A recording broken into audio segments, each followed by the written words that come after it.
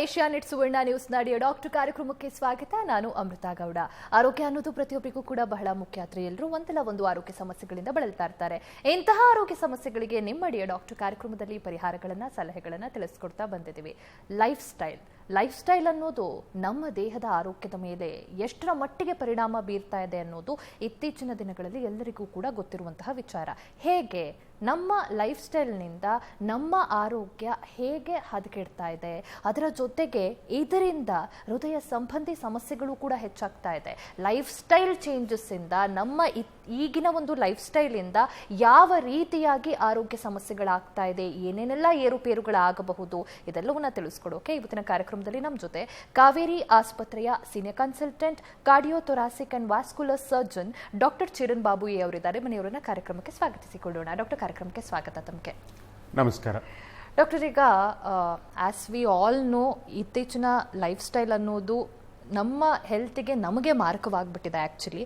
So ಯಾವ ರೀತಿ ಈ ಲೈಫ್ ಸ್ಟೈಲ್ ಚೇಂಜಸ್ ಇಂದ ಇಂಪ್ಯಾಕ್ಟ್ ಆಗ್ತಾ ಇದೆ ನಮ್ಮ ಹೆಲ್ತ್ ಮೇಲೆ ಡಾಕ್ಟರ್? ಇದು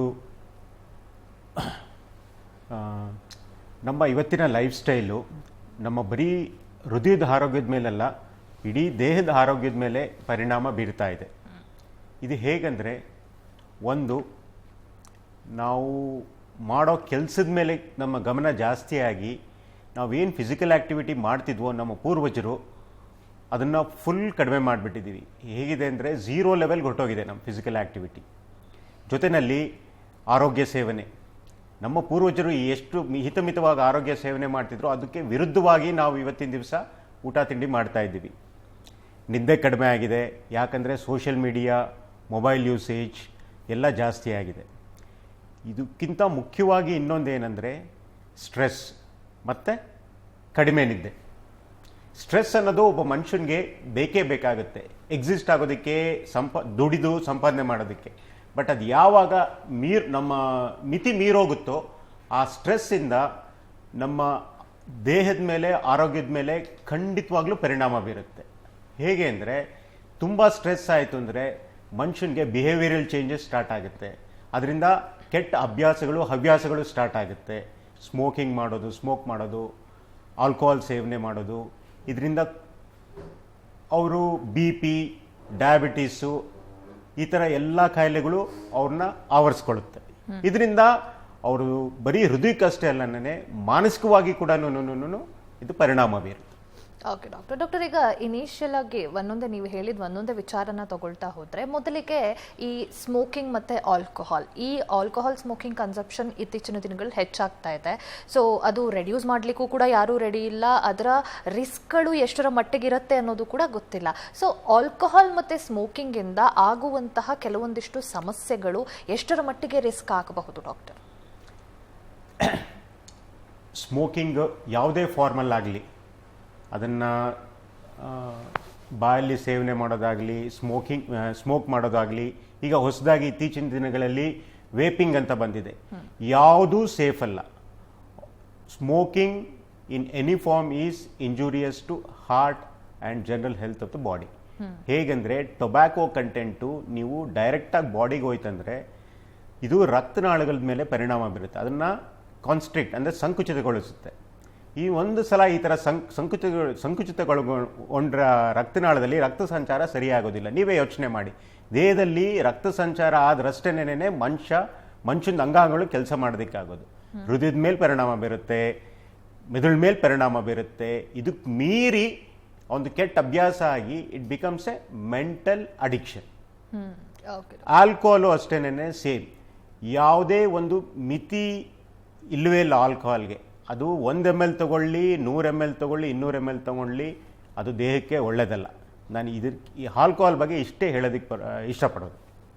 ಓಕೆ ಡಾಕ್ಟರ್, ಈಗ ಇದರ ಜೊತೆಗೆ ಈಗಿನ ಆಹಾರ ಶೈಲಿಯು ಕೂಡ ನಮಗೆ ಸಾಕಷ್ಟು ಅಫೆಕ್ಟ್ ಮಾಡ್ತಾ ಇದೆ ದೇಹದ ಮೇಲೆ. ಸೊ ಕೆಲವ್ರು ಏನು ಮಾಡ್ತಾರೆ, ನಾನು ವರ್ಕೌಟ್ ಮಾಡ್ತಾ ಇದ್ದೀನಿ, ಫಿಸಿಕಲ್ ಆಕ್ಟಿವಿಟಿ ಜಾಸ್ತಿ ಆಗಿರುತ್ತೆ, ವರ್ಕೌಟ್ ಮಾಡೋಕ್ಕೋಸ್ಕರ ಡಯಟನ್ನು ಫಾಲೋ ಮಾಡ್ತಾರೆ. ಡಯಟ್ ಫಾಲೋ ಮಾಡೋದ್ರಿಂದಲೂ ಕೂಡ ಅವರು ಆರೋಗ್ಯದಲ್ಲಿ ಏರುಪೇರಾಗ್ತಾ ಹೋಗುತ್ತೆ. ಸೊ ಡಯಟ್ ಮತ್ತು ಈ ಜಂಕ್ ಫುಡ್ಗಳು ಯಾವ ರೀತಿ ಅಫೆಕ್ಟ್ ಮಾಡ್ತಾ ಇದೆ ಡಾಕ್ಟರ್ ಹೆಲ್ತನ್ನು? ನಮ್ಮ ಆರೋಗ್ಯ ಸೇವನೆ ಕಡೆ ಒಂದು 10-20 ವರ್ಷದಕ್ಕೆ ಕಂಪೇರ್ ಮಾಡಿದ್ರೆ ಸಾಕಷ್ಟು ಚೇಂಜ್ ಆಗಿದೆ. ನಾವೀಗ ತುಂಬ ಜನ ನಾವು ಪ್ರೊಸೆಸ್ಡ್ ಫುಡ್ಸ್ನ ತಿನ್ನೋದಕ್ಕೆ ಇಷ್ಟಪಡ್ತೀವಿ. ಅದೇ ಒಂದು ನಾರ್ಮಲ್ ಡಯಟ್ ಆಗಿಬಿಟ್ಟಿದೆ. ಮಾಮೂಲಾಗಿ ಮುಂಚೆ ಒಂದು ತರಕಾರಿಗಳಾಗಲಿ, ಹಣ್ಣು ಹಂಪಲುಗಳಾಗಲಿ, ಧಾನ್ಯಗಳು, ಮೇನ್ಲಿ ಅನ್ಪ್ರೊಸೆಸ್ಡ್ ಗ್ರೈನ್ಸ್, ಇದನ್ನು ಭಾಳ ಉಪಯೋಗಿಸ್ತಾ ಇದ್ರು. ಇವಾಗ ಏನಾಗಿದೆ, ಅದ್ರ ತದ್ವಿರುದ್ಧವಾಗಿ ಇವಾಗ ನಾವು ಬರೀ ಪ್ರೊಸೆಸ್ಡ್ ಫುಡ್ಸ್ ಅಂದರೆ ಫುಲ್ಲಿ ಸ್ಯಾಚುರೇಟೆಡ್ಡು ಇಲ್ಲ ರಿಫೈನ್ಡ್ ಫುಡ್ಸು, ಬರೀ ಇದನ್ನೇ ತಿನ್ನೋದಕ್ಕೆ ಇಷ್ಟಪಡ್ತಾರೆ. ಇದು ಹೇಗಾಗುತ್ತೆ ಅಂದರೆ, ಇದರಿಂದ ಈ ಹೃದಯ ತೊಂದರೆಗಳು ಜಾಸ್ತಿ ಕಂಡು ಬರ್ತಾ ಇದೆ. ಹೇಗೆ ಈ ಸ್ಯಾಚುರೇಟೆಡ್ ಫ್ಯಾಟ್ಸು, ಪ್ರೊಸೆಸ್ಡ್ ಫ್ಯಾಟ್ಸು ಇದೆಲ್ಲ ಜಾಸ್ತಿ ಕನ್ಸ್ಯೂಮ್ ಮಾಡಿದಷ್ಟು ರಕ್ತನಾಳಗಳಲ್ಲಿ ಬ್ಲಾಕೇಜಸ್ ಡೆವಲಪ್ ಆಗೋದಕ್ಕೆ, ಬೇಗ ಬ್ಲಾಕೇಜಸ್ ಡೆವಲಪ್ ಆಗೋದಕ್ಕೆ ಇದೆಲ್ಲನೂ ಮುಖ್ಯವಾದ ಕಾರಣಗಳು.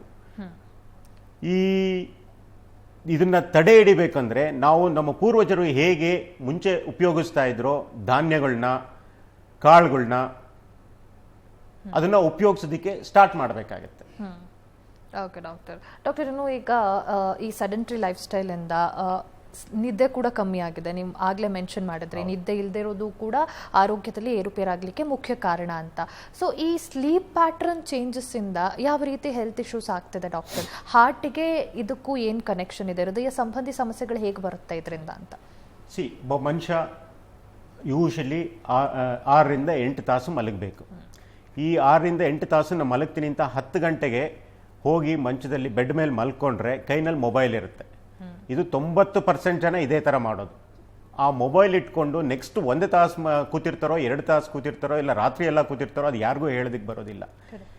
ಇದು ಅವ್ರು ಎಷ್ಟು ಟಯರ್ಡ್ ಆಗಿದ್ರು ನೆಕ್ಸ್ಟ್ 2 to 3 hours ನಿದ್ದೆ ಮಾಡ್ದಲೇ ಮಾಡೋ 6ರಿಂದ 8 ತಾಸು ನಿದ್ದೆನೂ ಕಾಂಪ್ರಮೈಸ್ ಮಾಡ್ಕೊತಾರೆ. ಇದರಿಂದ ಸ್ಟ್ರೆಸ್ ಲೆವೆಲ್ಸ್ ಇನ್ನೂ ಜಾಸ್ತಿ ಆಗುತ್ತೆ.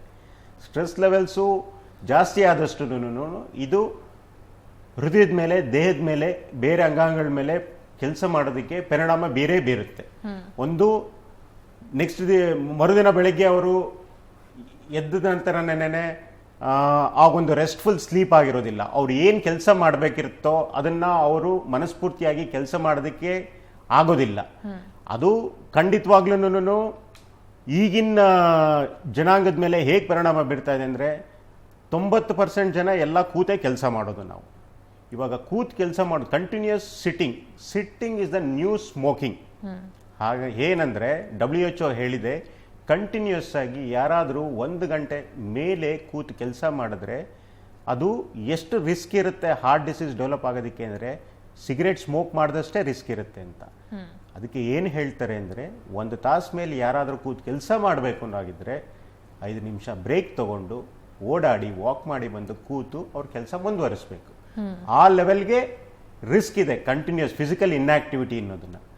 ಅದ್ರ ಜೊತೆಯಲ್ಲಿ ಇತ್ತೀಚೆಗೆ ಒಂದು ICMR, Indian council of medical research, ಒಂದು ಸ್ಟಡಿ ಮಾಡಿದೆ. ಅದರಲ್ಲಿ ಏನು ಹೇಳ್ತಾರೆ ಅಂದರೆ, ಪ್ರತಿ 4 ಜನದಲ್ಲಿ ಒಬ್ಬರು they are sort of chair bound 24 hours. So ಅದರಿಂದ ಅವ್ರಿಗೆ BP, ಇದು ಶುಗರು ಇದೆಲ್ಲ ಬರೋ ಚಾನ್ಸಸ್ ಕಡಿಮೆ ಇರುತ್ತೆ. ಲೆಸ್ ದೆನ್ 10% ಆಫ್ ನಮ್ಮ ಪಾಪ್ಯುಲೇಷನ್ನಲ್ಲಿ they do some sort of physical activity. ನೀವೇ ಯೋಚನೆ ಮಾಡಿ, 90% ಜನ ಏನು ಫಿಸಿಕಲ್ ಆಕ್ಟಿವಿಟಿ ಇಲ್ದಲೇ ಇದ್ದರೆ ಎಷ್ಟು ಕಾಯಿಲೆಗಳು ಬರೋ ಚಾನ್ಸಸ್ ಇರುತ್ತೆ. ಕರೆಕ್ಟ್ ಡಾಕ್ಟರ್, ನೀವೇ ಹೇಳ್ದಾಗೆ ಫಿಸಿಕಲ್ ಆಕ್ಟಿವಿಟಿ ಅನ್ನೋದು ಕೂಡ ಕೆಲವೊಬ್ಬರಿಗೆ ಜಿಮ್ ಫ್ರೀಕ್ಸ್ ಇರ್ತಾರೆ, ಎಕ್ಸ್ಟ್ರಾ ವರ್ಕೌಟ್ ಮಾಡಬೇಕು, ಓವರಾಗಿ ವರ್ಕೌಟ್ ಮಾಡೋಕ್ಕೆ ಹೋಗ್ತಾರೆ. ಈ ರೀತಿ ಎಕ್ಸಸೈಸ್ ಬಾಡಿಗೆ ಆದಾಗ ಅದರಿಂದ ನಮ್ಮ ಹಾರ್ಟಿಗೆ ಯಾವ ರೀತಿ ಸಮಸ್ಯೆ ಆಗತ್ತೆ ಡಾಕ್ಟರ್? ಏನಾಗುತ್ತೆ, ಬೀಯಿಂಗ್ ಫಿಟ್, ಬೀಯಿಂಗ್ ಹೆಲ್ತಿ ಎರಡನ್ನೂ ಜನ ಕನ್ಫ್ಯೂಸ್ ಮಾಡ್ಕೊಂಡ್ಬಿಟ್ಟಿದ್ದಾರೆ. ಅವ್ರು ಭಾಳ ಹೆಲ್ತಿ ಆಗಿದ್ರು ಅಂತ ಹೇಳ್ತಾರೆ, ಆದ್ರೂ ಏನೋ ತೊಂದರೆ ಆಗಿ ಚಿಕ್ಕ ವಯಸ್ಸಿನಲ್ಲೇ ಹೋಗ್ಬಿಟ್ರು ಅಂತ ಹೇಳ್ತಾರೆ. ಬೀಯಿಂಗ್ ಹೆಲ್ತಿ, ಬೀಯಿಂಗ್ ಫಿಟ್ ಎರಡೂ ಡಿಫ್ರೆಂಟ್. ಭಾಳನೇ ಒಂದು ಆಪೋಸಿಟ್ ಸೈಡ್ನಲ್ಲಿ ಇರ್ತಾರೆ. ಬೀಯಿಂಗ್ ಹೆಲ್ತಿ ಅಂದರೆ ಅವರು ಪ್ಯಾರಾಮೀಟರ್ಸ್ ಎಲ್ಲ ನಾರ್ಮಲ್ ಆಗಿ ಇಟ್ಕೊಂಡಿರ್ತಾರೆ. ನಾರ್ಮಲ್ ಫಿಸಿಕಲ್ ಆಕ್ಟಿವಿಟಿ ಒಂದು ವಾರಕ್ಕೆ ಎಷ್ಟು ಮಾಡಬೇಕೋ ಅಷ್ಟು ಮಾಡ್ಕೊಂಡಿರ್ತಾರೆ. ಊಟದಲ್ಲಿ ಹಿತಮಿತವಾಗಿ ಸೇವನೆ ಆಗ್ತಾ ಇರುತ್ತೆ, ಬೇರೆ ಏನು ಕೆಟ್ಟ ಅಭ್ಯಾಸಗಳು ಇರೋದಿಲ್ಲ. ಇದು ಬೀಯಿಂಗ್ ಹೆಲ್ದಿ. ಬೀಯಿಂಗ್ ಫಿಟ್ ಅನ್ನೋದೇನಾಗುತ್ತೆ ಅಂದರೆ, ಜಿಮ್ಗೆ ಹೋಗಿ ಕಂಟಿನ್ಯೂಸ್ ವರ್ಕೌಟ್ ಮಾಡೋದು. ಅವ್ರು ಚೆನ್ನಾಗಿ ದಿವಸದಲ್ಲಿ 6ರಿಂದ 8 ತಾಸು ನಿದ್ದೆ ಮಾಡ್ತಾ ಇದ್ದಾರೆ, ಮಾಡ್ತಿರೋದಿಲ್ಲ. ಊಟ ತಿಂಡಿ ಹೇಗೆ ಮಾಡ್ತಾ ಇದ್ದಾರೆ ಅದ್ರ ಬಗ್ಗೆ ಏನು ಗಮನ ಇಟ್ಕೊಂಡಿರೋದಿಲ್ಲ. ಏನು ಬೇಕನ್ಸುತ್ತೋ ಮನಸ್ಸಿಗೆ ಅದನ್ನು ತಿಂತಾ ಇರ್ತಾರೆ. ಬಟ್ ಜಿಮ್ಮಲ್ಲಿ ಹೋಗಿ 2-3 ತಾಸು 4 ತಾಸು 6 ತಾಸು ವರ್ಕೌಟ್ ಮಾಡಿದ್ರೆ ಅದರಿಂದ ಅವ್ರು ಹೆಲ್ತಿ ಆಗಿರೋದಕ್ಕೆ ಸಾಧ್ಯವಿಲ್ಲ. ಇದು ಹೇಗಾಗುತ್ತೆ ಅಂದರೆ ಅವ್ರ ದೇಹನ ಅವರೇ ದಂಡಿಸ್ಕೊತಾ ಇರ್ತಾರೆ. ಹೊರಗಡೆ ಫಿಸಿಕಲ್ ಅಪಿಯರೆನ್ಸ್ ಚೆನ್ನಾಗಿ ಕಾಣ್ತಾ ಇರುತ್ತೆ, ಒಳಗಡೆ ಬೇರೆ ಅಂಗಾಂಗಗಳು ಹೃದಯ ಎಲ್ಲದನ್ನು ಏನು ಕಂಡೀಷನ್ ಇರುತ್ತೆ ಅಂತ ಅವ್ರಿಗೆ ತಿಳಿದಿರೋದಿಲ್ಲ. ಇಷ್ಟೆಲ್ಲ ರಿಸ್ಕ್ ಫ್ಯಾಕ್ಟರ್ ಇದ್ದಾಗ ಖಂಡಿತವಾಗ್ಲೂ ಅವ್ರ ಹೃದಯ ನಾರ್ಮಲ್ ಆಗಿರೋದಕ್ಕೆ ಸಾಧ್ಯನೇ ಇರೋದಿಲ್ಲ. ಏನೋ ಒಂದು ಒಂದು ಒಂದು ಇವೆಂಟ್ ಆಗಿ ಅವ್ರೇನಾದ್ರು ತೀರ್ಕೊಂಡ್ರು ಅಂದರೆ ಅವಾಗ ಕೆಲವು ದಿವಸ ಎಲ್ಲಾರ್ಗು ಭಯ ಬರುತ್ತೆ, ಬೇರೆ ಎಲ್ಲಾದ್ರ ಬಗ್ಗೆ ನಿಗಾ ವಹಿಸ್ಕೊಳ್ತಾರೆ. ಅದು ಬಿಟ್ಟರೆ ತಿರ್ಗಾ ಎಲ್ಲರೂ ಅದೇ ಜೀವನ ಶೈಲಿಗೆ ವಾಪಸ್ ಹೋಗ್ತಾರೆ. ಇದು ಖಂಡಿತವಾಗ್ಲೂ ಒಳ್ಳೆಯದಲ್ಲ ಪರ್ಟಿಕ್ಯುಲರ್ಲಿ ಈಗಿನ ಪ್ರೆಸೆಂಟ್ ಜನ್ರೇಷನ್ಗೆ. Yes doctor as you said, ಈಗ ಹೆಚ್ಚಿನ ವರ್ಕೌಟ್ ಮಾಡಿ ಕೆಲವರು ನಾವು ನೋಡಿದ್ದೀವಿ, ಕೆಲವೊಂದಿಷ್ಟು ವಿಡಿಯೋಸ್ ನೋಡಿದ್ದೀವಿ, ಜಿಮ್ಮಲ್ಲಿ ವರ್ಕೌಟ್ ಮಾಡ್ತಾ ಸಡನ್ನಾಗಿ ಹಾರ್ಟ್ ಅಟ್ಯಾಕ್ ಆಗಿ ತೀರ್ಕೊಂಡಿರ್ತಾರೆ ಅವರು. Like all of a sudden, as you said, being fit and being healthy is different. So ಯಾಕೆ ಅವರು ಹೆಲ್ದಿ ಆಗಿರ್ಲಿಕ್ಕೇನೆ ಫಿಟ್ ಆಗ್ಲಿಕ್ಕೆ ಟ್ರೈ ಮಾಡ್ತಿರ್ತಾರೆ, ಬಟ್ ಸ್ಟಿಲ್ ಹಾರ್ಟ್ ಅಟ್ಯಾಕ್ ಆಗತ್ತೆ ಅಂತಂದ್ರೆ what might be the reason ಅಲ್ಲಿ? ಇದು ಇದು ಇದು ಒಂದು ಸಣ್ಣ ಒಂದು ಪರ್ಸೆಂಟೇಜ್ ಆಫ್ ಪಾಪ್ಯುಲೇಷನ್ ಅಂತ ಹೇಳ್ತೀನಿ. ಅವ್ರಿಗೆ ಜೆನೆಟಿಕ್ ಕಾಸ್ ಅಂತ ಒಂದಿರುತ್ತೆ, ಅಂದರೆ ವಂಶ ಪಾರಂಪರ್ಯವಾಗಿ ಬಂದಿರುವಂಥದ್ದು. ಒಂದು ಡಿಸ್ಲಿಪಿಡಿಮಿಯಾ ಅಂತ ಹೇಳ್ತೀವಿ, ಅಂದರೆ ಕೊಲೆಸ್ಟ್ರಾಲ್ ಪ್ರಾಬ್ಲಮ್, ಅದು ವಂಶ ಪಾರಂಪರ್ಯವಾಗಿ ಬಂದಿರುತ್ತೆ. ಹೃದಯದ ಕಾಯಿಲೆಗಳು ವಂಶ ಪಾರಂಪರ್ಯವಾಗಿ ಬರೋ ಚಾನ್ಸಸ್ ಜಾಸ್ತಿ ಇರುತ್ತೆ. ಇದನ್ನ ಅವರು ಮನ್ಸಿಗೆ ತಗೊಂಡಲ್ಲೇನೇನೆ, ಪರೀಕ್ಷೆ ಮಾಡಿಸ್ಕೊಳ್ದಲ್ಲೇನೇನೆ ಈ ಥರ ಫಿಸಿಕಲ್ ಆಕ್ಟಿವಿಟಿ ಆಗಲಿ, ಅವ್ರು ಏನು ಯಾವುದೋ ಆಟ ಆಡ್ತಿರ್ಬೋದು, ಇಲ್ಲ ಜಿಮ್ಮಲ್ಲಿ ವರ್ಕೌಟ್ ಮಾಡ್ತಿರ್ಬೋದು, ಇಲ್ಲ ರನ್ನಿಂಗ್ ಮಾಡ್ತಿರ್ಬೋದು, ಇಲ್ಲ ಸೈಕ್ಲಿಂಗ್ ಮಾಡ್ತಿರ್ಬೋದು. ಇದೆಲ್ಲ ಎಂಡ್ಯೂರೆನ್ಸ್ ಆಕ್ಟಿವಿಟಿ ಅಂತ ಹೇಳ್ತೀವಿ, ಅಂದರೆ ದೇಹನ ದಂಡಿಸಿ ಮಾಡೋವಂಥ ಆಕ್ಟಿವಿಟಿಗಳು. ಬೇಸ್ ಲೈನ್ ಅವ್ರಿಗೆ ಏನು ಹಾರ್ಟಲ್ಲಿ ಪ್ರಾಬ್ಲಮ್ ಇದೆ ಅಂತ ತಿಳ್ಕೊಂಡಲೇ ಇದು ಮಾಡೋದಕ್ಕೆ ಹೋದಾಗ ಒಳಗಡೆ ಏನೋ ಪ್ರಾಬ್ಲಮ್ ಇರುತ್ತೆ, ಅದು ಅವ್ರು ತಿಳ್ಕೊಂಡಲೇ ಮಾಡಬೇಕಾದ್ರೆ ಅದು ಈ ಥರ ದುಷ್ಪರಿಣಾಮ ಬೀರಿ ಅವ್ರು ಪ್ರಾಣ ಕಳ್ಕೊಳ್ಬೇಕಾಗತ್ತೆ. ಎಸ್ ಡಾಕ್ಟರ್, ಇದರ ಜೊತೆಗೆ ಅದರ ಕಂಪ್ಲೀಟ್ ಆಪೋಸಿಟ್ ಲೋ ಎಕ್ಸಸೈಸ್ ಮಾಡೋದು, ಲೋ ಫಿಸಿಕಲ್ ಆಕ್ಟಿವಿಟಿ, ಈ ರೀತಿ ಇದ್ದಾಗಲೂ ಕೂಡ ಪ್ರಾಬ್ಲಮ್ ಆಗುತ್ತೆ ಡಾಕ್ಟರ್. ಹೇಗೆ ಅಫೆಕ್ಟ್ ಮಾಡುತ್ತೆ? ಒಂದು ಫಿಸಿಕಲ್ ಆಕ್ಟಿವಿಟಿ ಇರಲ್ಲ ಅಂದರೆ, ಒಂದು ಈಗಿನ ಜನ್ರೇಷನಲ್ಲಿ ಬೊಜ್ಜುತನ ಅಂದರೆ ಒಬೇಸಿಟಿ. ಫಿಸಿಕಲ್ ಆಕ್ಟಿವಿಟಿ ಇಲ್ಲ ಅಂದರೆ ಒಬೇಸಿಟಿ ಕಾರಣ ಆಗುತ್ತೆ. ಫಿಸಿಕಲ್ ಆಕ್ಟಿವಿಟಿ ಮಾಡಲಿಲ್ಲ ಅಂದರೆ ನಾನು ಈ ಥರ ಹೇಳೋದಕ್ಕೆ ಇಷ್ಟಪಡ್ತೀನಿ, ಎನಿ ಫಿಸಿಕಲ್ ಆಕ್ಟಿವಿಟಿ ಮಾಡಿದ್ರೆ ಬ್ರೈನ್ನಲ್ಲಿ ಹ್ಯಾಪಿ ಹಾರ್ಮೋನ್ಸ್ ಅಂತ ರಿಲೀಸ್ ಆಗುತ್ತೆ, ಎಂಡಾರ್ಫಿನ್ಸ್ ಅಂತ. ಆ ಒಂದು ಎಂಡಾರ್ಫಿನ್ಸ್ ರಿಲೀಸ್ ಆದಾಗ ಮನುಷ್ಯ ಬೇರೆ ಒಂದು ಭಾಳ ಒಂದು ವೆರಿ ಗುಡ್ ಕಂಡೀಷನ್ನಲ್ಲಿರ್ತಾರೆ. ಅವ್ರ ಮೆಂಟಲ್ ಸ್ಪೇಸ್ ಚೆನ್ನಾಗಿರುತ್ತೆ, ಅವ್ರು ಮಾಡೋ ಕೆಲಸನ ಮನಸ್ಸಿಟ್ಟು ಮಾಡ್ತಾ ಇರ್ತಾರೆ. ಅದೇ ಫಿಸಿಕಲ್ ಆಕ್ಟಿವಿಟಿ ಇರಲಿಲ್ಲ ಅಂದಿದ್ರೆ ಅವರು ಆ ಒಂದು ಮೆಂಟಲ್ ಸ್ಪೇಸ್ನಲ್ಲಿ ಇರೋದಕ್ಕೆ ಸಾಧ್ಯ ಆಗೋದಿಲ್ಲ. ಯಾಕೆಂದರೆ ಪ್ರೆಸೆಂಟ್ ಜನ್ರೇಷನಲ್ಲಿ ಎಲ್ಲರಿಗೂ ಸ್ಟ್ರೆಸ್ ಇದ್ದೇ ಇರುತ್ತೆ. ಆ ಒಂದು ನಾರ್ಮಲ್ ಮೆಂಟಲ್ ಸ್ಪೇಸ್ನಲ್ಲಿ ಇರಲಿಲ್ಲ ಅಂದರೆ ಅವ್ರು ಮಾಡೋ ಕೆಲಸನ ಮಾಡೋದಕ್ಕಾಗೋದಿಲ್ಲ. ಅದು ಯಾವ ಥರ ಪರಿಣಾಮ ಬೀರುತ್ತೆ ಅಂದರೆ ಓವರ್ ಈಟಿಂಗ್ ಇಲ್ಲ ಬಿಂಜ್ ಈಟಿಂಗ್ ಅಂತ ಮಾಡೋದಕ್ಕೆ ಶುರು ಮಾಡ್ತಾರೆ. ಅದು ಒಬೇಸಿಟಿಗೆ ಲೀಡ್ ಆಗುತ್ತೆ. ಒಬೇಸಿಟಿ ಆಯ್ತಂದ್ರೆ ಡಯಾಬಿಟಿಸು, ಹೈಪರ್ ಟೆನ್ಷನ್ ಶುರುವಾಗುತ್ತೆ. ಇದೆಲ್ಲ ಡೈರೆಕ್ಟ್ ಕಾರಣ ಹಾರ್ಟ್ ಪ್ರಾಬ್ಲಮ್ಸ್ ಬರೋದಕ್ಕೆ. ಓಕೆ ಡಾಕ್ಟರ್, ಮತ್ತಷ್ಟು ಡೀಟೇಲ್ಸನ್ನು ಕೇಳಿ ತಿಳ್ಕೊತೀನಿ. ಒಂದು ಬ್ರೇಕ್ ತೊಗೊಂಡು ಬರೋಣ. ವೀಕ್ಷಕರೇ, ಈ ರೀತಿಯ ಸೆಡೆಂಟ್ರಿ ಲೈಫ್ ಸ್ಟೈಲ್ ಅಥವಾ ಲೈಫ್ ಸ್ಟೈಲ್ ಚೇಂಜಸ್ಸಿಂದ ನನ್ನಲ್ಲೂ ಏನೋ ಸಮಸ್ಯೆ ಆಗ್ತಾ ಇದೆ, ಹೃದಯ ಸಂಬಂಧಿ ಸಮಸ್ಯೆ ಇರಬಹುದಾ ನನಗೆ ಗೊತ್ತಿಲ್ಲ, ಬಟ್ ನಾನು ಜಿಮ್ ಹೋಗಬೇಕು, ಫಿಟ್ ಆಗಿರಬೇಕು, ಹೆಲ್ದಿ ಆಗಿರಬೇಕು, ಆದರೆ ನನ್ನ ದೇಹ ಅದಕ್ಕೆ ಸಪೋರ್ಟ್ ಮಾಡುತ್ತಾ, ಇದೆಲ್ಲವನ್ನ ತಿಳ್ಕೋಬೇಕು, ಏನಾಗ್ತಿದೆ ಅಂತ ತಿಳ್ಕೋಬೇಕು. ಆದರೆ ಯಾವ ಡಾಕ್ಟರ್ನ ನಾನು ಅಪ್ರೋಚ್ ಮಾಡೋದು ಅಂತ ಇದ್ದರೆ ಈ ಸ್ಕ್ರೀನ್ ಮೇಲೆ ಕಾಣ್ತಾ ಇರುವಂತಹ ನಂಬರ್ಗೆ ಕರೆ ಮಾಡಿ. ಡೈರೆಕ್ಟಾಗಿ ನೀವು ಡಾಕ್ಟರ್ ಹತ್ರ ಕಾರ್ಯಕ್ರಮದಲ್ಲೂ ಕೂಡ ಮಾತಾಡಬಹುದು. ಹಾಗೆ ಡಾಕ್ಟರ್ ಅಪಾಯಿಂಟ್ಮೆಂಟ್ ತಗೊಂಡು ನೇರವಾಗಿ ಆಸ್ಪತ್ರೆಯಲ್ಲೂ ಕೂಡ ಡಾಕ್ಟರ್ನ ಭೇಟಿ ಮಾಡಿ ಮಾತಾಡಬಹುದಾಗಿದೆ. ಡಾಕ್ಟರ್ ಕಾರ್ಯಕ್ರಮ ಮುಂದುವರಿಯುತ್ತೆ ಪುಟ್ಟ ವಿರಾಮದ ಬಳಿಕ.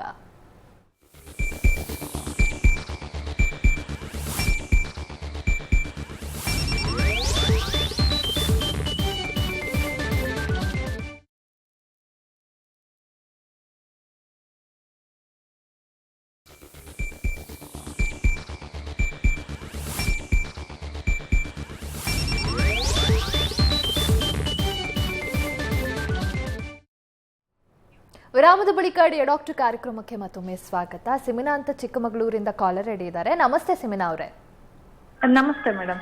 ಡಾಕ್ಟರ್ ಇದ್ದಾರೆ, ಮಾತಾಡಿ ಸಿಮಿನಾ ಅವರೇ, ನಿಮ್ಮ ಪ್ರಶ್ನೆ ಕೇಳಿ. ಓಕೆ, ನಮಸ್ತೆ ಡಾಕ್ಟರ್. ನಮಸ್ತೆ, ಹೇಳಿ. ಸರ್, ನಮ್ಮ ತಂದೆಯವರಿಗೆ ಈಗ ಒಂದು ಲಾಸ್ಟ್ ಸಂಡೆಯಿಂದ ಎದೆ ನೋವು ಬರ್ತಾ ಇದೆ. ಓಕೆ, ಹೇಳಿ. ಸರ್ ಅದು ನಾವು 2 ಕಡೆ ಹಾಸ್ಪಿಟಲ್ಗೆ ಒಬ್ರಲ್ಲ ಅಂತ 2 ಕಡೆ ಡಾಕ್ಟರ್ನ ಕನ್ಸಲ್ಟ್ ಮಾಡಿದ್ವಿ, ಟೆಸ್ಟ್ ಮಾಡಿಸಿದ್ವಿ, ECG ಮಾಡಿಸಿದ್ವಿ, ನಾರ್ಮಲ್ ಬರ್ತದೆ, ಮತ್ತೆ ಹಾರ್ಟ್ ಬೀಟ್ ಚೆಕ್ ಮಾಡಿದ್ರು ನಾರ್ಮಲ್ ಆಗಿದೆ, ಏನು ಪ್ರಾಬ್ಲಮ್ ಇಲ್ಲ ಅಂತ ಹೇಳ್ತಾರೆ ಸರ್. ತುಂಬಾ ಎದೆನೋವು ಬರುತ್ತೆ, ತುಂಬಾ ಒದ್ದಾಡ್ತಾರೆ, ಎಡದೆ ಕಡೆ ಕೈ ಎಳ್ತಾ ಅಂತ ಹೇಳ್ತಾರೆ, ಅವಾಗ ಮಾತಾಡೋದೇ ಇಲ್ಲ, ಬಿದ್ದೋಗ್ಬಿಡ್ತಾರೆ ಕೆಳಗೆ. ಇದು ನೀವು ಇಷ್ಟು ಡೀಟೇಲ್ ಆಗಿ ತೊಂದರೆ ಇದೆ ಅಂತ ಹೇಳಿದ ಮೇಲೆ ಬರೀ ECG ಎಕೋನಲ್ಲಿಗೆ ಎಕೋ ಮಾಡಿಬಿಟ್ಟು 2 ನಾರ್ಮಲ್ ಇದೆ ಅಂತ ಹಾಗೆ ಬಿಡೋದು ಒಳ್ಳೆಯದಲ್ಲ ಸಿಮಿನಾ ಅವರೇ. ಇದಕ್ಕೆ ಇನ್ನೂ ಮುಂದಕ್ಕೆ ಪರೀಕ್ಷೆಗಳು ಮಾಡಿಸ್ಬೇಕಾಗತ್ತೆ. ನನಗೆ ತಿಳಿದ ಮಟ್ಟಿಗೆ ಚಿಕ್ಕಮಂಗ್ಳೂರಿನಲ್ಲೇನೇ ಹಾರ್ಟ್ ಸ್ಪೆಷಲಿಸ್ಟು ಸಾಕಷ್ಟು ಜನ ಇದ್ದಾರೆ. ಅಂದರೆ ಹಾರ್ಟ್ ಡಾಕ್ಟರ್ಸ್ ಇರೋ ಹಾಸ್ಪಿಟಲ್ಸು ಸಾಕಷ್ಟಿದೆ. ಪರ್ಟಿಕ್ಯುಲರ್ ಆಗಿ ಹಾರ್ಟ್ ಸ್ಪೆಷಲಿಸ್ಟ್ ಕಾರ್ಡಿಯಾಲಜಿಸ್ಟ್ನ ಹೋಗಿ ಕಾಣಿ. ಅವ್ರು ಇದಕ್ಕೆ ಮುಂದೆ ಏನು ಪರೀಕ್ಷೆ ಮಾಡಿ ಹಾರ್ಟಲ್ಲಿ ಪ್ರಾಬ್ಲಮ್ ಇದೆಯಾ ಇಲ್ವಾ ಅಂತ ಒಂದು ನಿಖರವಾಗಿ ಪತ್ತೆ ಮಾಡಿ ನಿಮಗೆ ತಿಳಿಸ್ಕೊಡ್ತಾರೆ. ಓಕೆ, ಧನ್ಯವಾದ ಸಿಮಿನಾ ಅವರೇ ಕರೆ ಮಾಡಿದ್ದಕ್ಕೆ. ಡಾಕ್ಟರ್ ಹೇಳ್ದಾಗೆ ಆದಷ್ಟು ಬೇಗ ಹಾರ್ಟ್ ಸ್ಪೆಷಲಿಸ್ಟನ್ನು ಭೇಟಿ ಮಾಡಿ, ಅಥವಾ ಕಾವೇರಿ ಆಸ್ಪತ್ರೆಯಲ್ಲಿ ಡಾಕ್ಟರ್ ಚಿರಣ್ ಅವ್ರನ್ನ ಭೇಟಿ ಮಾಡಬೇಕು ಅಂತಂದರೆ ಸ್ಕ್ರೀನ್ ಮೇಲೆ ಕಾವೇರಿ ಆಸ್ಪತ್ರೆಯ ನಂಬರ್ ಕೂಡ ಡಿಸ್ಪ್ಲೇ ಆಗ್ತಾ ಇದೆ. ಕರೆ ಮಾಡಿ ಡಾಕ್ಟರ್ ಅಪಾಯಿಂಟ್ಮೆಂಟ್ ತಗೊಂಡು ನೇರವಾಗಿ ಡಾಕ್ಟರ್ನ ಆಸ್ಪತ್ರೆಯಲ್ಲಿ ಭೇಟಿ ಮಾಡಬಹುದು. ಮತ್ತೊಬ್ರು ಕಾಲರ್ ರೆಡಿ ಇದ್ದಾರೆ, ಶಶಿಕಲಾ ಅಂತ ಬೆಂಗಳೂರಿಂದ. ಶಶಿಕಲಾ ಅವರೇ ನಮಸ್ತೆ. ನಮಸ್ಕಾರ ಮೇಡಮ್. ಡಾಕ್ಟರ್ ಇದ್ದಾರೆ ಶಶಿಕಲಾ ಅವರೇ, ನಿಮ್ಮ ಪ್ರಶ್ನೆ ಕೇಳಿ. ನಮಸ್ತೆ ಡಾಕ್ಟರ್. ನಮಸ್ಕಾರ, ಹೇಳಿಮ್ಮ. ನನಗೆ ಈ ನಡುವೆ ಒಂದು ಸ್ವಲ್ಪ ದಿವಸದಿಂದ ಎಡಗಡೆ ಕೈ ಮತ್ತೆ ಈ ಕತ್ತು ಎಲ್ಲ ತುಂಬಾ ನೋವು ಬರುತ್ತೆ. ಒಂದ್ಸಲ ತುಂಬಾ ಜಾಸ್ತಿ ಬರುತ್ತೆ, ಒಂದೊಂದ್ಸಲ ಇರೋದೇ ಇಲ್ಲ. ನಮ್ ಫ್ಯಾಮಿಲಿ ಡಾಕ್ಟರ್ ಹತ್ರ ಹೋಗಿದ್ದೆ, ಅವರು ರಜಾ ಹಾಕ್ಬಿಟ್ಟಿದ್ರು, ಇರ್ಲಿಲ್ಲ. ಅದಕ್ಕೆ ಏನಿದು ಅಂತ ಕೇಳೋಣ ಅಂತ. ಇಲ್ಲಪ್ಪ, ನೀವು ಹೇಳೋದು ನೋಡಿದ್ರೆ ಹೃದಯದ ತೊಂದರೆ ಇದೆ ಅಂತ ನಾನು ಸಂಶಯ ಪಡಲೇಬೇಕಾಗತ್ತೆ. ಯಾಕಂದರೆ ಎಡಗಡೆ ಭುಜ ನೋವು, ಕುತ್ತಿಗೆಗೆ ಹೋಗೋದು ನೋವು ಅಂದರೆ ಅದು ಹೃದಯಕ್ಕೆ ಸಂಬಂಧಪಟ್ಟಿದ್ದೇ ಇರುತ್ತೆ. ಆದಷ್ಟು ಬೇಗ ನೀವು ಕೂಡ ಒಂದು ಹಾರ್ಟ್ ಸ್ಪೆಷಲಿಸ್ಟ್ ಯಾರ ಹತ್ರ ಆದರೂ ಹೋಗಿ ತೋರಿಸಿ, ಇದೆಯೋ ಹೃದಯದ ತೊಂದರೆ ಇದೆಯೋ ಇಲ್ವೋ ಅಂತ ಒಂದು ನಿಖರವಾಗಿ ಪತ್ತೆ ಹಚ್ಚಿ ಅದಕ್ಕೇನು ಟ್ರೀಟ್ಮೆಂಟ್ ಬೇಕೋ ತಗೊಳ್ಳಿ. ಇದು ಹಾರ್ಟ್ ಅಟ್ಯಾಕ್ ಆಗೋ ಮುಂಚೆ ಮಾಡಿದ್ರೆ ಒಳ್ಳೇದಿರುತ್ತೆ, ನಿಮಗೆ ಅದ್ರ ಪ್ರತಿಫಲ ಪೂರ್ತಿ ಸಿಗುತ್ತೆ. ಓಕೆ, ಧನ್ಯವಾದ ಶಶಿಕಲಾ ಅವರೇ ಕರೆ ಮಾಡಿದ್ದಕ್ಕೆ. ಡಾಕ್ಟರ್ ಹೇಳಿದಾಗೆ ತಡ ಮಾಡದೆ ಬೇಗ ಡಾಕ್ಟರ್ನ ಭೇಟಿ ಮಾಡಿ ಏನಾಗ್ತಿದೆ ಅಂತ ಟೆಸ್ಟ್ಗಳನ್ನು ಮಾಡಿಸ್ಕೊಳ್ಳಿ. ಕಾವೇರಿ ಆಸ್ಪತ್ರೆಯಲ್ಲಿ ಡಾಕ್ಟರ್ನ ಭೇಟಿ ಮಾಡಬೇಕು ಅಂತಂದರೆ ಸ್ಕ್ರೀನ್ ಮೇಲೆ ಕಾವೇರಿ ಆಸ್ಪತ್ರೆಯ ನಂಬರ್ ಕೂಡ ಡಿಸ್ಪ್ಲೇ ಆಗ್ತಾ ಇದೆ. ಕರೆ ಮಾಡಿ ಡಾಕ್ಟರ್ ಚಿರಣ್ ಅವರ ಅಪಾಯಿಂಟ್ಮೆಂಟ್ ತೊಗೊಂಡು ನೇರವಾಗಿ ಅವರನ್ನ ಆಸ್ಪತ್ರೆಯಲ್ಲೇ ಭೇಟಿ ಮಾಡಬಹುದು. ಎಸ್ ಡಾಕ್ಟರ್ ಇದರೆಲ್ಲದರ ಜೊತೆಗೆ ಮತ್ತಷ್ಟು ಒಂದು ಲೈಫ್ ಸ್ಟೈಲ್ ಡಿಸೀಸ್ ಎಲ್ಲರ ಜೊತೆಗೂ ಇರುತ್ತೆ ಅಂತಂದರೆ ದಟ್ ಇಸ್ ಸ್ಟ್ರೆಸ್ ಬಂತು ಅಂತಂದರೆ ಅದ್ರ ಜೊತೆಗೆ ಡಿಪ್ರೆಷನ್, ಆಂಗ್ಸೈಟಿ, ಈ ರೀತಿ ನಾನಾ ಮೆಂಟಲ್ ಇಶ್ಯೂಸ್ ಕೂಡ ಆರಂಭ ಆಗುತ್ತೆ. ಜೊತೆಗೆ ಹೃದಯದ ಮೇಲೆ ನೇರವಾಗಿ ಪರಿಣಾಮವನ್ನು ಕೂಡ ಬೀರ್ತಾ ಹೋಗುತ್ತೆ ಅಂತ ಹೇಳ್ತಾರೆ. ಸೊ ಹೇಗೆ ಡಾಕ್ಟರ್ ಈ ಸ್ಟ್ರೆಸ್ ಅನ್ನೋದು ಎಷ್ಟರ ಮಟ್ಟಿಗೆ ಹೃದಯದ ಆರೋಗ್ಯವನ್ನು ಅಫೆಕ್ಟ್ ಮಾಡ್ತಾ ಇದೆ? ನಾನು ಮುಂಚೆ ಹೇಳಿದಾಗಲೇ ಸ್ಟ್ರೆಸ್ ಅನ್ನೋದು ಮಲ್ಟಿಫ್ಯಾಕ್ಟೋರಿಯಲ್ ಇರುತ್ತೆ. ಒಂದು ಕೆಲಸ ಮಾಡೋ ಕಡೆ ಇರೋ ಸ್ಟ್ರೆಸ್ಸು, ಇನ್ನೊಂದು ಫ್ಯಾಮಿಲಿ ಸ್ಟ್ರೆಸ್ಸು. ಬಟ್ ಎರಡೂ ಹೃದಯದ ಮೇಲೆ ಡೈರೆಕ್ಟಾಗಿ ಪರಿಣಾಮ ಬೀರುತ್ತೆ. ಒಂದು ಏನಂದರೆ ಸ್ಟ್ರೆಸ್ ಜಾಸ್ತಿ ಆದಾಗ ನಮಗೆ ಒಂದು ಮಾನಸಿಕವಾಗಿ ಒಂದು ಡಿಪ್ರೆಷನ್, ಮಾನಸಿಕ ಖಿನ್ನತೆ ಶುರುವಾಗುತ್ತೆ. ಅದರಿಂದ ಬಿಹೇವಿಯರಲ್ ಚೇಂಜಸ್ ಶುರುವಾಗುತ್ತೆ. ಇಲ್ಲಾಂದರೆ ಊಟ ಮಾಡೋದೇ ಫುಲ್ ಕಡಿಮೆ ಆಗುತ್ತೆ, ಇಲ್ಲಾಂದರೆ ತುಂಬ ಅತಿಯಾಗಿ ತಿನ್ನೋದು ಅದು ಶುರುವಾಗುತ್ತೆ. ಇದ್ರ ಜೊತೆಯಲ್ಲಿ ಬೇರೆ ಕೆಟ್ಟ ಅಭ್ಯಾಸಗಳು ಲೈಕ್ ಈ ಥರ ಸ್ಮೋಕಿಂಗ್ ಆಗಲಿ, ಆಲ್ಕೋಹಾಲ್ ಆಗಲಿ ಶುರುವಾಗುತ್ತೆ. ಇದೆಲ್ಲ ಏನು ಕಾಸ್ ಮಾಡುತ್ತಂದರೆ ನಮಗೆ well establish risk factors heart ಡಿಸೀಸ್ಗೆ ಲೈಕ್ BP, ಹೈಪರ್ ಟೆನ್ಷನ್, ಖಂಡಿತವಾಗ್ಲೂ ಇದೆರಡು ಇವತ್ತಿಲ್ಲ ಅಂದ್ರೂ ನಾಳೆಗೆ ಬಂದೇ ಬರುತ್ತೆ. ಇದೆರಡು ಎಸ್ಟಾಬ್ಲಿಷ್ಡ್ ಅಂದರೆ ತಲತಲಾಂತರದಿಂದ ಇದು ಎಸ್ಟಾಬ್ಲಿಷ್ ಆಗಿದೆ. ಇದೆರಡು ಡೈರೆಕ್ಟಾಗಿ ಹಾರ್ಟ್ ಪ್ರಾಬ್ಲಮ್ ಕಾಸ್ ಮಾಡುತ್ತೆ ಅಂತ. ಜೊತೆಯಲ್ಲಿ ಸ್ಟ್ರೆಸ್ ಜಾಸ್ತಿ ಆದಷ್ಟು ಬಾಡಿನಲ್ಲಿ ಅಡ್ರಿನಲಿನ್ ಲೆವೆಲ್ಸ್ ಜಾಸ್ತಿ ಆಗ್ತಾ ಹೋಗುತ್ತೆ. ಜಾಸ್ತಿ ಅಡ್ರಿನಲಿನ್ ಲೆವೆಲ್ಸ್ ಇದ್ದಷ್ಟು ಅಂದರೆ ಹೃದಯ ಜಾಸ್ತಿ ಕೆಲಸ ಮಾಡಬೇಕಾಗತ್ತೆ, ಅದು ಒಳ್ಳೆಯದಲ್ಲ. ಅದರಿಂದನೂ ಹಾರ್ಟ್ ಪ್ರಾಬ್ಲಮ್ಸ್ ಖಂಡಿತವಾಗ್ಲೂ ಬರುತ್ತೆ. ಓಕೆ ಡಾಕ್ಟರ್, ಮತ್ತಷ್ಟು ಡೀಟೇಲ್ಸ್ನ ಕೇಳಿ ತಿಳ್ಕೊತೀನಿ. ಅದಕ್ಕೂ ಮುಂಚೆ ಮತ್ತೊಂದು ಬ್ರೇಕ್ ತೊಗೊಂಡು ಬರೋಣ. ಡಾಕ್ಟರ್ ಕಾರ್ಯಕ್ರಮ ಮುಂದುವರಿಯುತ್ತೆ ಮತ್ತೊಂದು ಪುಟ್ಟ ವಿರಾಮದ ಬಳಿಕ.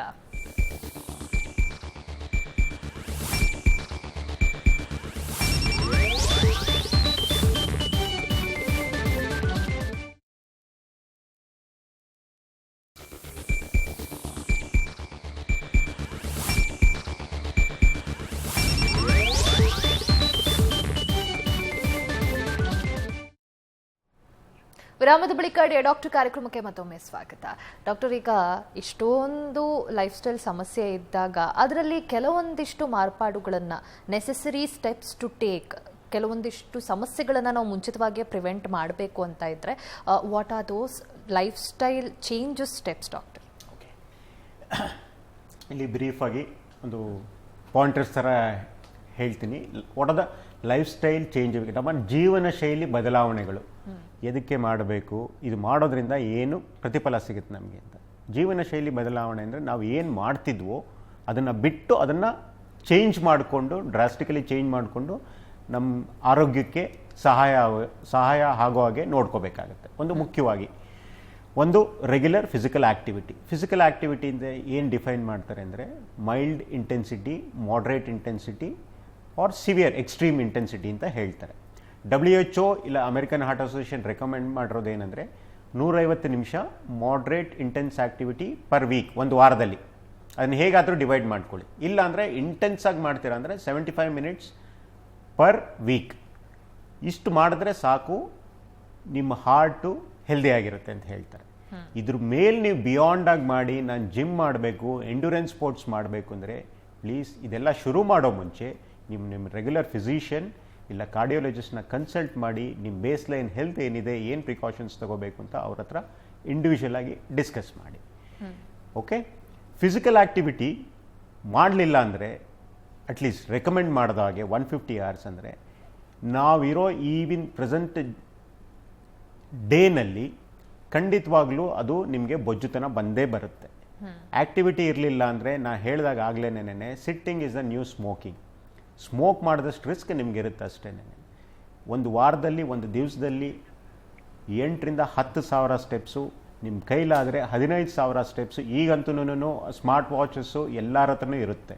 ಇಲ್ಲಾಂದರೆ ಮೊಬೈಲಲ್ಲಿ ಆ್ಯಪ್ ಇರುತ್ತೆ, ಡೌನ್ಲೋಡ್ ಮಾಡಿ ಒಂದು ಸ್ಟೆಪ್ಸ್ ಟ್ರ್ಯಾಕ್ ಮಾಡಿದ್ರೆ ಅದು ಡೆಫಿನೆಟ್ಲಿ ನಿಮ್ಮ ಹೃದಯದ ಆರೋಗ್ಯಕ್ಕೆ ನೀವು ಮಾಡೋ ನಿಮ್ಮ ಕಡೆಯಿಂದ ಆಗೋ ಸಹಾಯ ಅದು ಅಂತ ನಾನು ಹೇಳೋದಕ್ಕೆ ಇಷ್ಟಪಡ್ತೀನಿ. Okay doctor, thank you so much. ಇವತ್ತಿನ ಕಾರ್ಯಕ್ರಮದಲ್ಲಿ ಲೈಫ್ ಸ್ಟೈಲ್ ಚೇಂಜಸ್ಸಿಂದ, ಆ ಚೇಂಜಸ್ಸಿಂದ ನಮ್ಮ ದೇಹದಲ್ಲಿ ಆಗ್ತಾ ಇರೋ ಸಮಸ್ಯೆಗಳ ಬಗ್ಗೆ, ಹಾರ್ಟ್ ಹೆಲ್ತ್ ಹೇಗೆ ಹಾಳಾಗ್ತಾ ಇದೆ, ಇದನ್ನು ತಡೆಗಟ್ಟೋಕೆ ಏನು ಕ್ರಮಗಳನ್ನು ತಗೋಬೇಕು ಅನ್ನೋದ್ರ ಬಗ್ಗೆ ತಿಳಿಸ್ಕೊಟ್ಟೆ. Thank you so much for joining us today. Thank you. ನೋಡಿದ್ರಲ್ಲ ವೀಕ್ಷಕರೇ, ಇದಾಗಿತ್ತು ಇವತ್ತಿನ ಡಿಯರ್ ಡಾಕ್ಟರ್ ಕಾರ್ಯಕ್ರಮ. ನೇರ, ದಿಟ್ಟ, ನಿರಂತರ ಸುದ್ದಿಗಾಗಿ ನೋಡ್ತಾ ಇರಿ ಏಷ್ಯಾನೆಟ್ ಸುವರ್ಣ ನ್ಯೂಸ್.